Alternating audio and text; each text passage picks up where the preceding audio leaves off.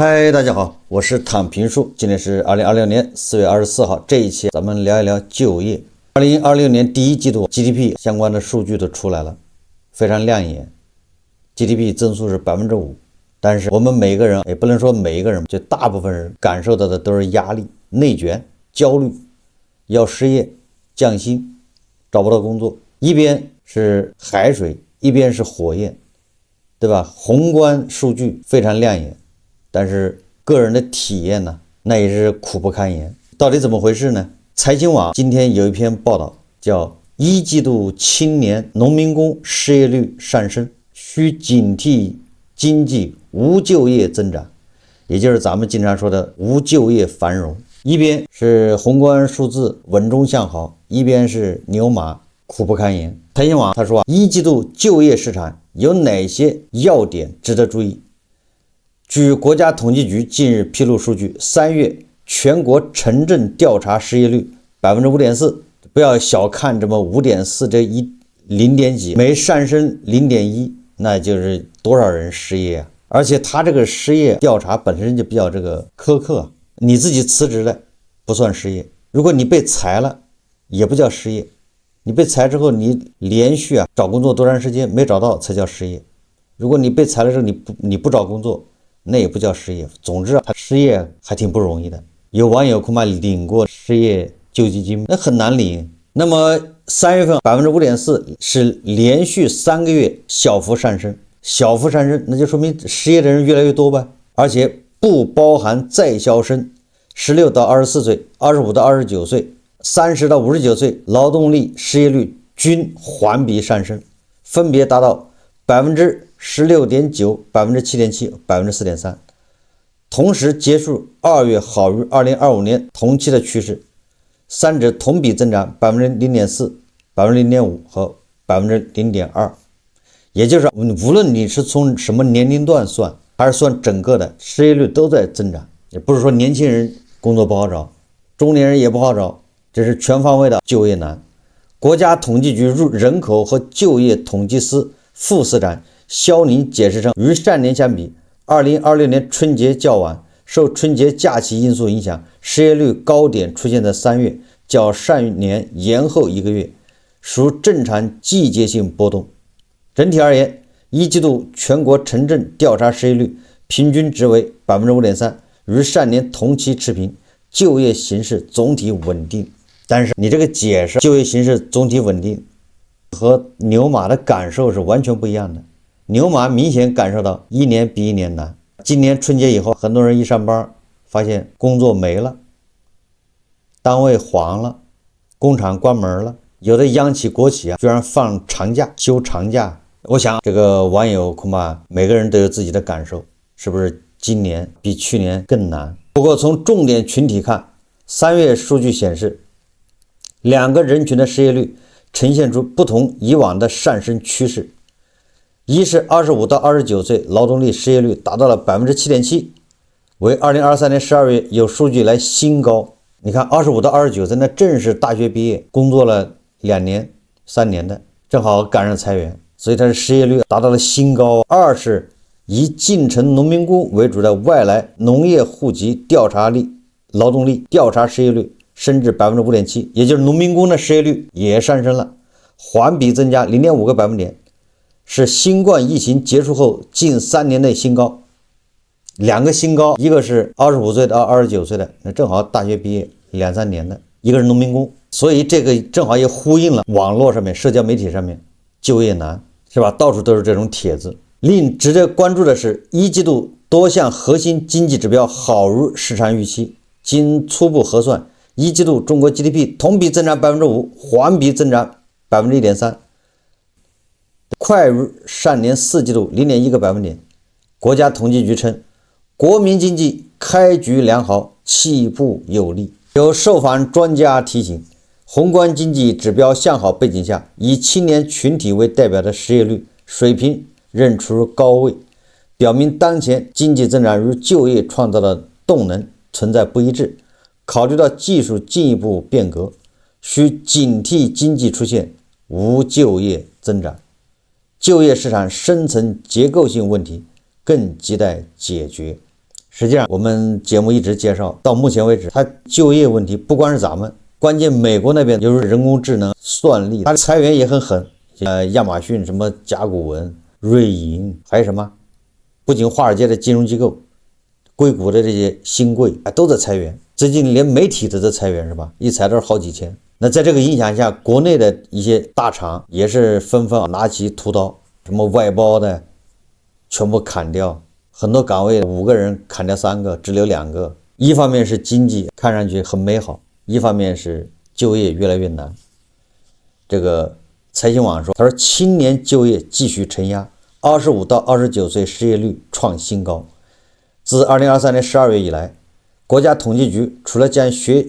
在校生剔除出失业率统计范围，同时在公布16到24岁年龄段调查失业率的基础上，另外开始公布25到29岁、30到59岁2个年龄段的分组数据。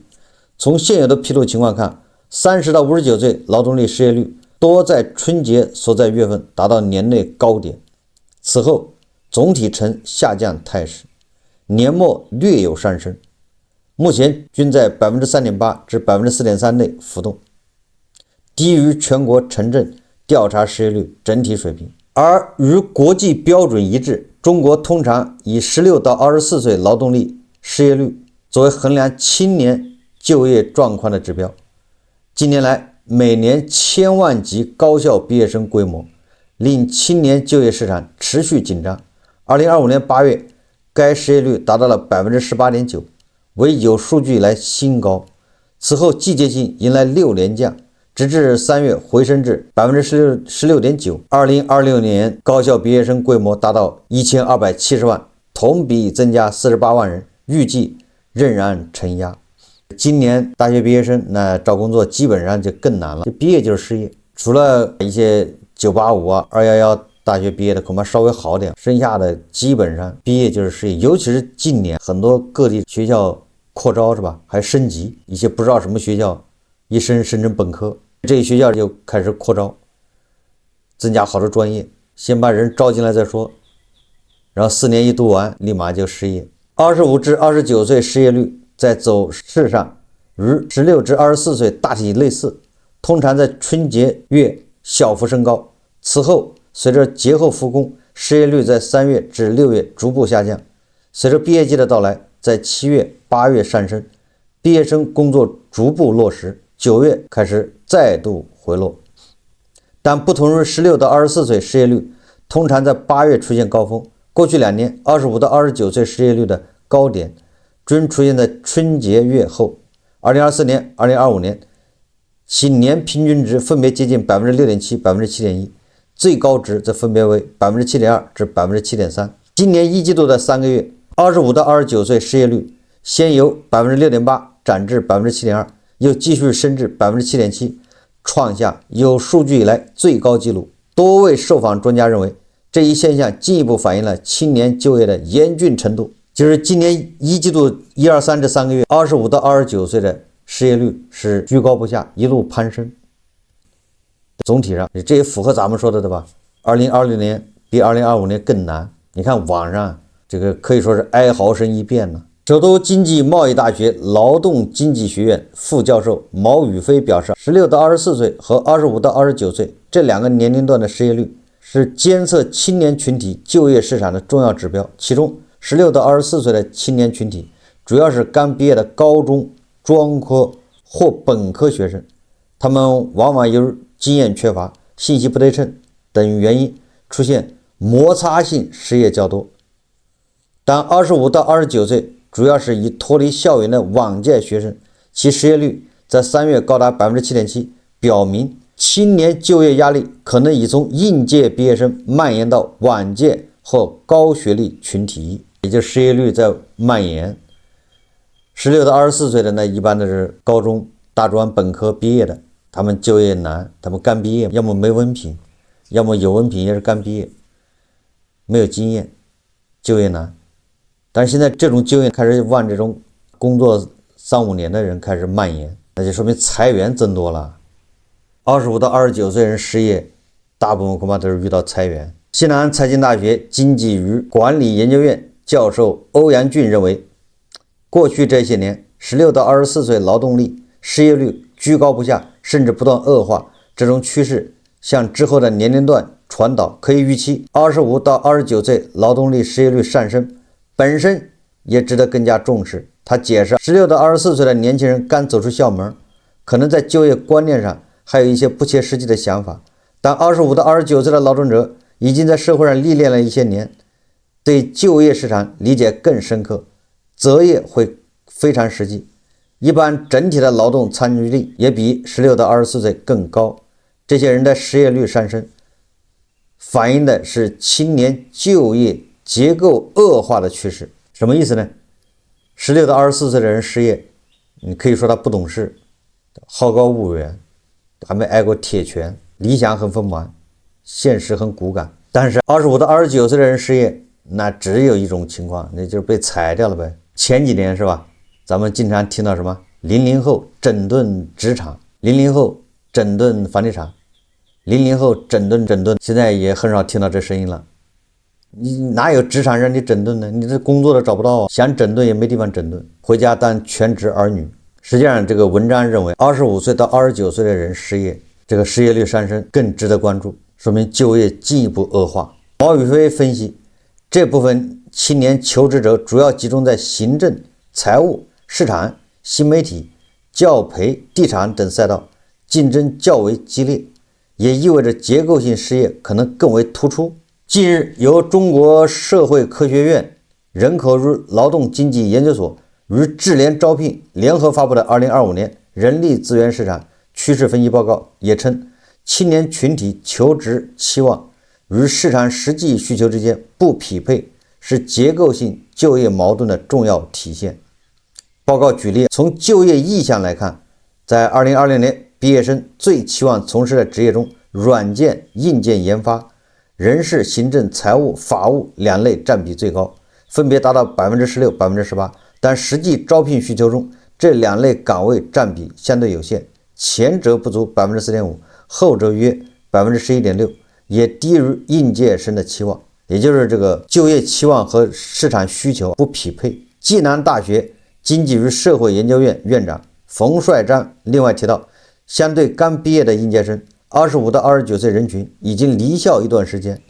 就业情况理应相对稳定，其失业率升高，一方面确实反映了目前就业形势，另外这批劳动力基本上都是在疫情期间接受大学教育，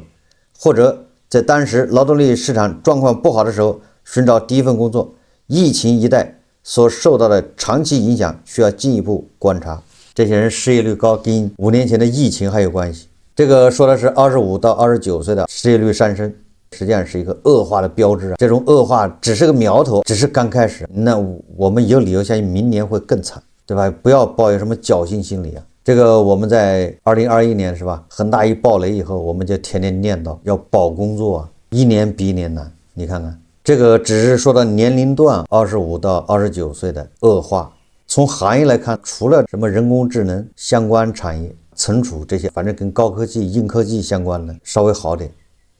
其他所有的行业无一例外都非常难，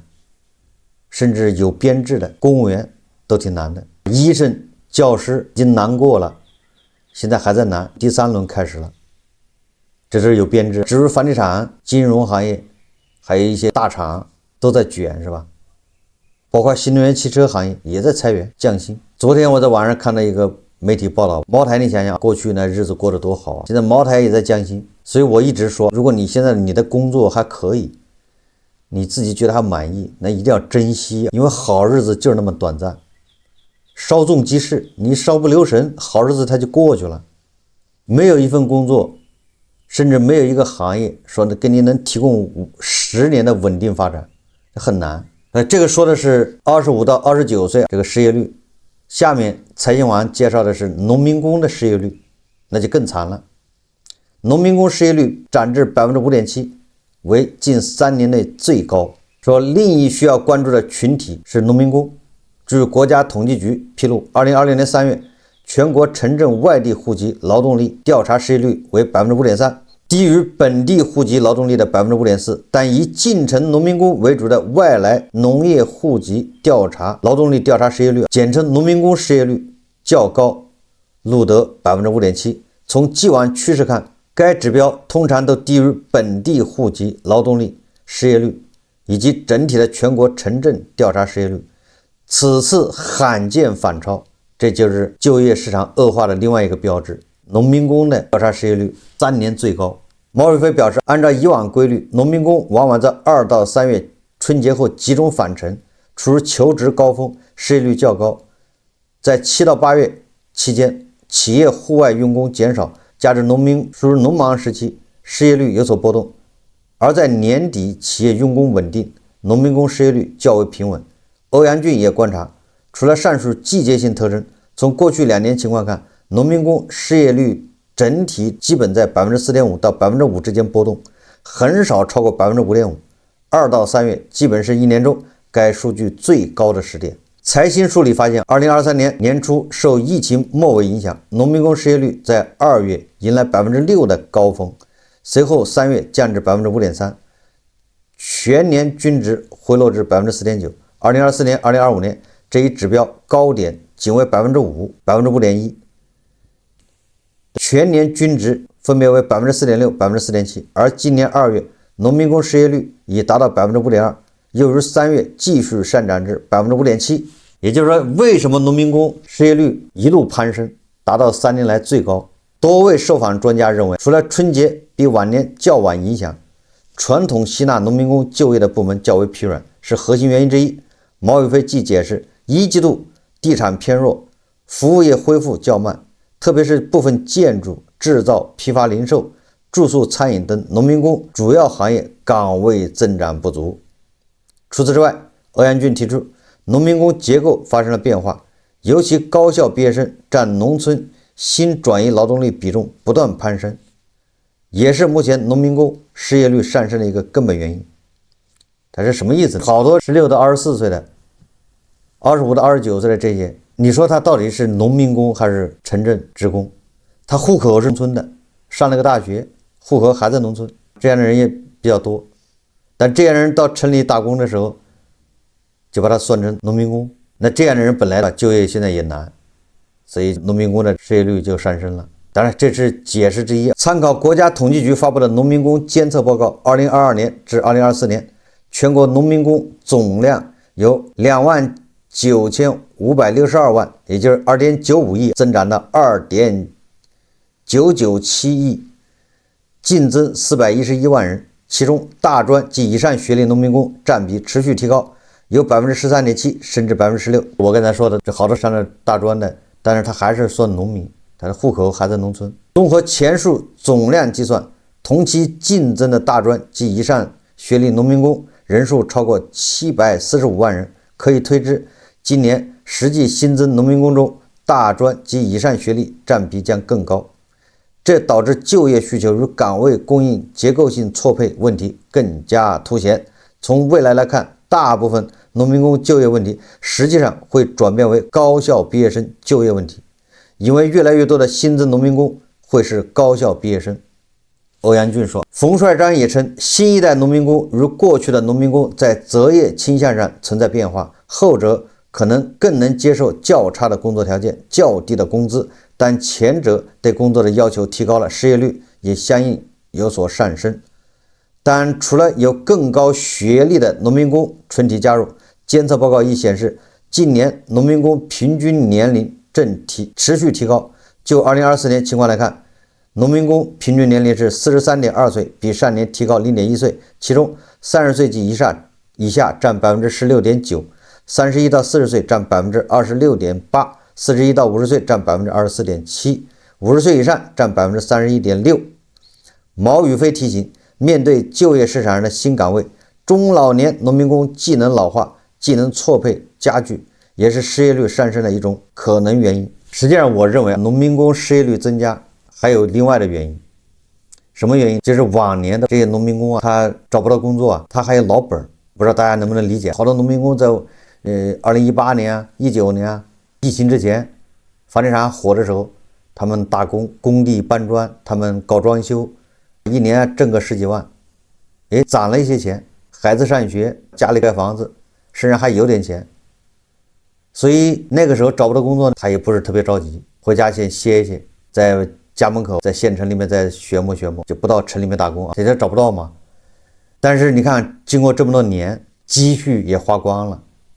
很多都是这样，坐吃山空了，没有办法，又得出来打工，出来人越多，你在家里待着就不算失业。农民工就这样，你一离开你那个村，离开你那个县城，它应该跨区域流动，你到进了城，你找不到工作，那叫农民工失业。现在这样的人越来越多，坐吃山空，对不对？家家都难了现在，所以你就看到凌晨4点，各大城市什么那种零工市场，是吧？就有人开个面包车，80块钱一天，100块钱一天，有没有人去？好多人就跟着车上车，为什么？说明这几年下行超出了很多人的预期。很多人认为我今年没找到工作，我不着急，我身上还有钱，在家里面打打牌，在家里面门口找点事干，有今天没明天。但是2年一待，钱没了，被迫又得进城，硬着头皮。所以我觉得这个恐怕是主要原因。但是我没有数据，所以今年农民工失业率更高，明年会更高。为什么？没钱，大家呢存折上前几年挣的那钱3瓜2枣的早就花掉了，那怎么办？只能再次进城打工，对吧？近日，人社部、国家发改委、农业农村部联合发布关于统筹城乡就业政策体系的意见。毛宇飞认为，意见出台直接利好农民工。首先，文件提到发展乡村产业、帮扶车间、社区工厂等县域就业扩容，让农民工就地就近实现就业。其次，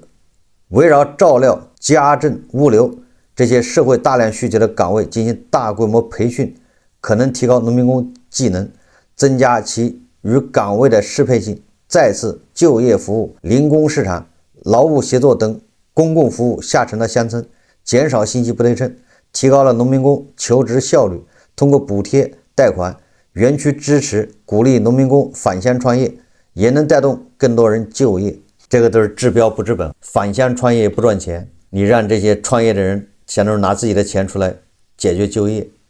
最终然后赔得倾家荡产。这些举措能有效稳定农民工就业，降低季节性波动，减少盲目流动，尤其是县域就业或技能培训，会逐步减弱农民工的就业压力。毛宇飞说。不过，欧阳俊表示，考虑到青年人偏好城市的择业观念，以及乡村基层的就业增长空间，政策的实际效果有待观察。对，这政策啊，也是雷声大雨点小，实际效果非常有限。吸纳这些农民工呢，实际上一个就是工地，那工地就跟基建、房地产这些有关，这个是吸纳农民工的主要这个阵地。还有什么？还有就是各种各样的流水线。你比如说苹果生产线、富士康这些，虽然说不是特别好，但是它一个月收入6000，很多农民工愿意干，它能吸纳很多那些什么大专毕业的、高中毕业的小孩。但是你说这些都流走了，这些生产线搬到印度去了，你剩下的这些生产线、流水线，那些农民工、那些小孩不愿意干，压力大，钱还少，待遇还不好。像富士康这种，他们愿意干个2年，是吧？所以说，你根本原因还是这些东西少了，搬走了。你剩下的是广东、浙江那些手工业作坊、小作坊都在缺人。广东那边那个蹬缝纫机的缺人，招不到人。为什么？现在的年轻人人家不愿意干呢，在那一干个一天干10几个小时，颈椎的干出毛病出来了，钱也没多少，条件待遇跟富士康生产苹果那是没得比，小孩都不愿意去，就农村出生的小孩人家也不愿意。所以说就出现一个怪现象，有的老板他招不到人，招人非常难，说我提供月薪6000，居然一个人都招不到。但是你要看看他那个6000，你要拿6000也不容易，要干1个月下来真的是颈椎都废了。一方面是好多小孩说我找个3000、4000的工作都找不到，确实是，所以这双方就是不匹配啊。所以说失业率上升，归根结底是经济出问题了，错配，能容纳这么多农村劳动力的这个岗位越来越少，给白领的、给那些本科、研究生毕业的人提供的岗位的也越来越少，大量的外企搬走了。你比如说，我再举个例子，沈阳宝马生产线，它可以吸纳大量的这种大专毕业的、技校毕业的农村进城的孩子，在宝马生产线，人家一个月收入也得上万的。我记得我以前看过一个节目，有人专门采访的，在宝马沈阳铁西什么生产线，一个人在上班养活一家人，一家3口。但是现在你想，生产线都已经停产一半了，对吧？大量的工人，你就在那待着没班上啊，上2天休1天，或者上1天休1天，你的收入就少了。他生产了他也卖不掉，所以你看这就是这种问题出来了。财经网说，宏观经济指标向好，为何有增长无就业？这就是大家关心的问题，对不对？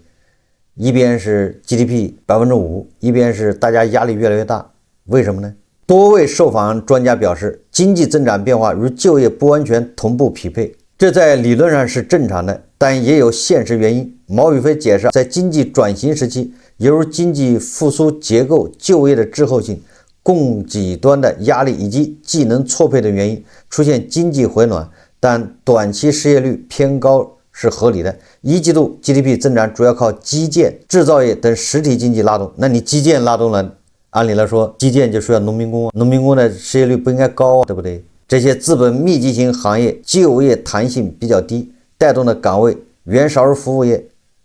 此外，就业需求属于派生需求，与经济复苏相比存在一定的滞后性，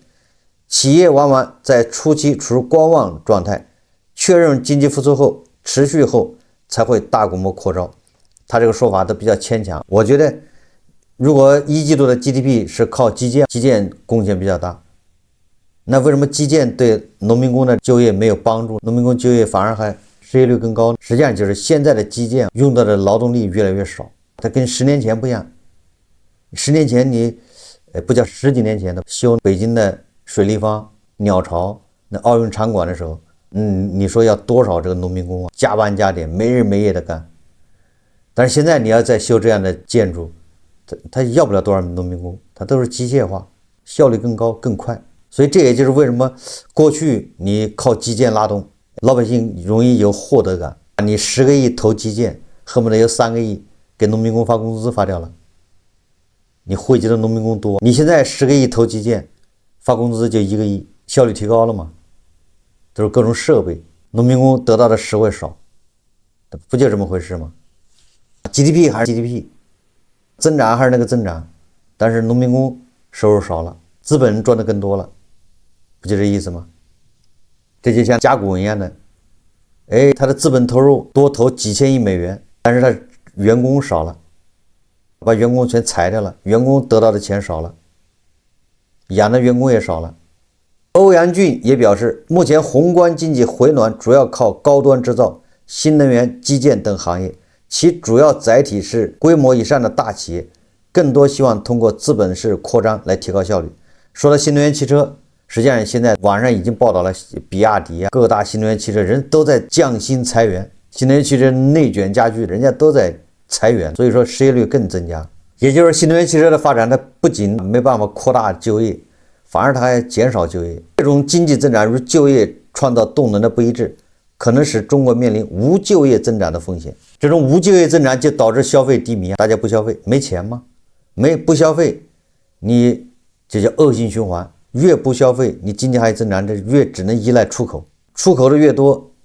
摩擦就越多，矛盾就越多，人家就受不了。你这边怎么刺激消费就刺激不起来，形成一个恶性循环。还能如何拓宽就业渠道？人社部、财政部2月发布的关于做好2026年高校毕业生等青年就业工作的通知，提及4个主要方向：加力推进民营企业吸纳就业，推进事业单位稳岗拓岗，支持引导城乡基层就业，以及鼓励自主创业和灵活就业。实际上这个说的都好听，没有用。欧阳俊提出，考虑到国有企业在社会资源中占有较大比重，在资产规模上具有显著优势，在就业促进方面应承担相应的责任。他解释截至2024年末，全国国有企业资产总额401万亿，估算占全部企业总资产比重超过 50%。 而2023年最新数据看，国有单位吸纳就业人员只有5400万人，在 4.7 亿城镇就业人口中仅占不到 12%， 也就是说它的资产占比超过 50%， 但是吸纳的就业只有 12%， 这不匹配。我倒是觉得这个专家就是胡说了，开始你让国有企业再多招人，国有企业本来就不赚钱，它资产是多，它运营效率低，利润低，对不对？你让它养的人再多，那不就是吃大锅饭了吗？不跟过去搞人民公社走集体不一样了吗？专家就是瞎说，这个瞎出主意。说白了，我们肯定希望企业多招人，但是这个企业前提是这个企业赚钱，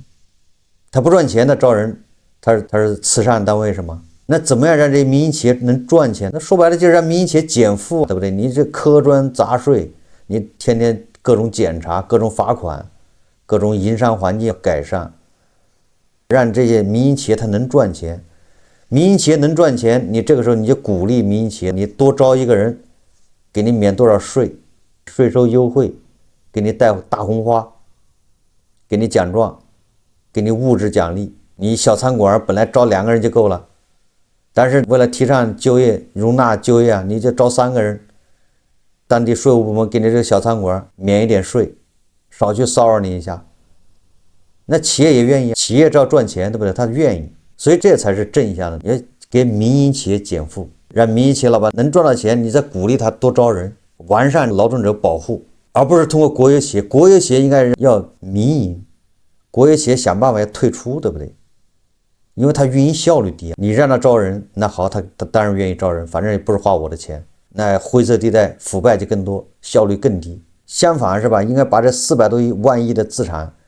最好大头拿出来私有化，一私有化，你们老板自己负责任，让大家多招人，你能赚钱你就愿意多招吗？给你鼓励吗？就像残疾人一样的，如果你这企业招一个残疾，给你税收减免多少，这种政策不就挺好的吗？而不是说公务员多招人，扩招、扩编，编制的人扩编，国有企业招人，他本来的国有企业在赔钱，很多国有企业的关门了，工资都发不出来，你还让他多招人，他运营效率低，所以这个专家就是这样，问题看到，但是药方子开错。要想提高就业，实际上是要给这些民营企业更多的优惠，减轻他们的负担，